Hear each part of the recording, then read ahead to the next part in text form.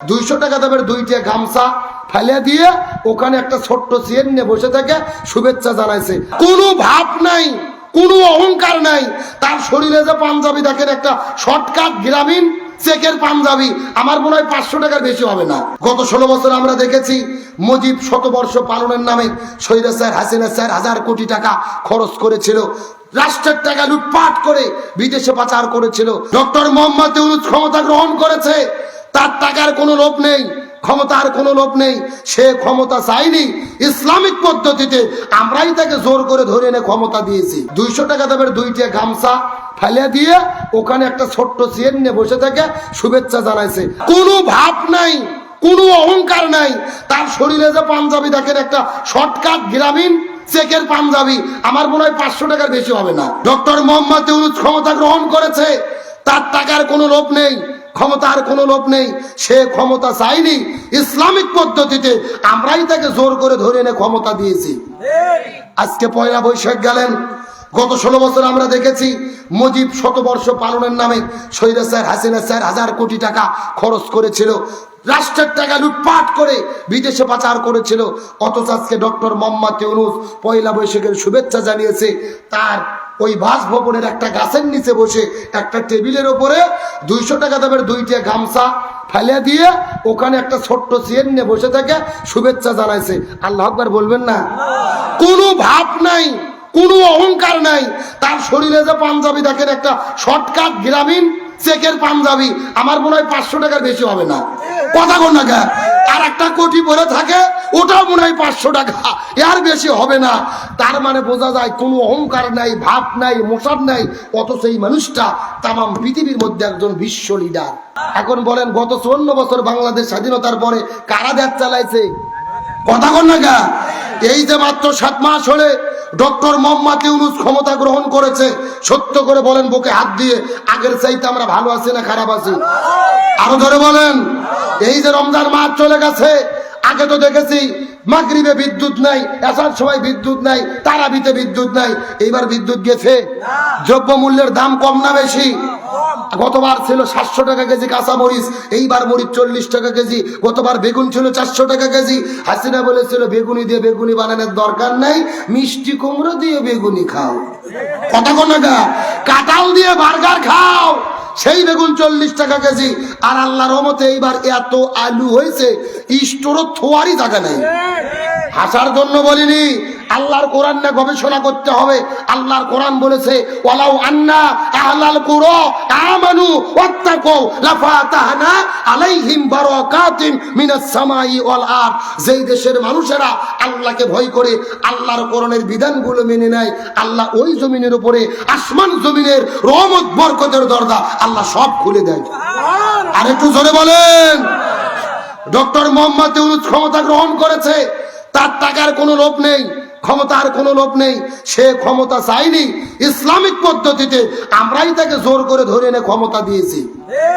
আজকে 1 বৈশাখ গেলেন, গত 16 বছর আমরা দেখেছি মুজিব শতবর্ষ পালনের নামে শহীদ স্যার হাসিনা স্যার হাজার কোটি টাকা খরচ করেছিল, রাষ্ট্রের টাকা লুটপাট করে বিদেশে পাচার করেছিল। অথচ আজকে ডক্টর মোহাম্মদ ইউনূস 1 বৈশাখের শুভেচ্ছা জানিয়েছে। তার ওই বাসভবনের একটা গাছের নিচে বসে একটা টেবিলের ওপরে 200 টাকা দামের দুইটা গামছা ফেলে দিয়ে ওখানে একটা ছোট্ট চেয়ার নিয়ে বসে থেকে শুভেচ্ছা জানাইছে। আল্লাহু আকবার বলবেন না? কোনো ভাব নাই, কোনো অহংকার নাই। তার শরীরে যে পাঞ্জাবি দেখেন, একটা শর্টকাট গ্রামীণ চেকের পাঞ্জাবি, আমার মনে হয় 500 টাকার বেশি হবে না। কথা কোন না? আর একটা কোটি পরে থাকে, ওটাও মনে হয় 500 টাকা, এর বেশি হবে না। তার মানে বোঝা যায় কোনো অহংকার নাই, ভাব নাই, মোসাব নাই। অথচ এই মানুষটা তাম পৃথিবীর মধ্যে একজন বিশ্ব লিডার।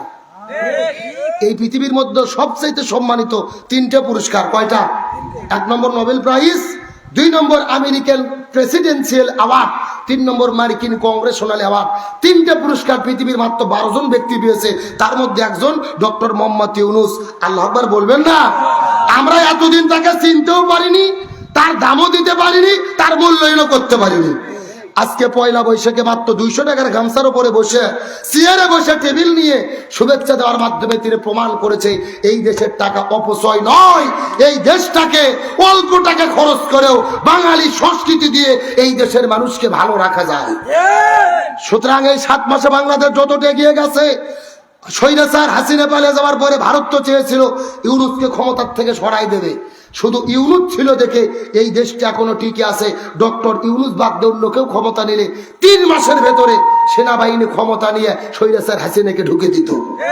কিন্তু ডক্টর মোহাম্মদ ইউনূস হলো বাঘের বাচ্চা, সিংহ শাবক, সময়ের সাহসী বীর, যার কাছে নরেন্দ্র মোদী ষড়যন্ত্র করে কোনো লাভ হয়নি। 1 সপ্তাহে থাইল্যান্ডে গিয়ে তার কাছে বসে থাকে মিটিং করতে বাধ্য হয়েছে। আল্লাহু আকবার বলেন। তারপরে ডক্টর মোহাম্মদ ইউনূস যখন ভেতরে ঢুকেছে, নরেন্দ্র মোদী দাঁড়িয়ে গেছে। শিক্ষক রোমের মধ্যে ঢুকলে ছাত্র যেভাবে দাঁড়িয়ে সম্মান করে, ডক্টর মোহাম্মদ ইউনূস ঢোকার পরে নরেন্দ্র মোদী সম্মান করেছে। নিঃসন্দেহে এটা আমাদের দেশের বিজয়। ষড়যন্ত্র করে কোনো লাভ হয়নি। ওরা বলেছিল হাসিনা পালিয়ে যাওয়ার পরে পিএস দেবো না, আলু দেবো না, বাংলাদেশের মানুষকে না খাওয়াইয়ে মারবো। চিৎকার করে বলে রিজিকের মালিককে। আরো জোরে বলেন। ওরা যখন বলেছে বাংলাদেশে পিএস আলু দেবো না, আমরা বলছি তোদের পিএস আর আলু আমরা খাবো না। এখন ভারতের পিএস হলো 1.5 টাকা কেজি, আলু হলো 2 টাকা কেজি। আলু আর পিএস পচে গন্ধ উঠতেছে, রাস্তার মধ্যে ফেলে দিয়ে কৃষকের আন্দোলন করতেছে, মোদি হটাও, দেশ বাঁচাও, মোদি দাদা সিটিং বাস। আল্লাহ আকবার বলবেন না? আমাদের দেশে একটা কথা আছে ভাই, অন্যের জন্য গর্ত খুললে ওই গর্তে নিজেকেই, মানে ভারত আমাদের বিপদে ফেলা থেকে ওরা নিজেরাই বিপদের মধ্যে পড়েছে। তবে একটা কথা বলি, আমাদের এত শক্তি কেমনে হলো, এত বরকত কেন হচ্ছে?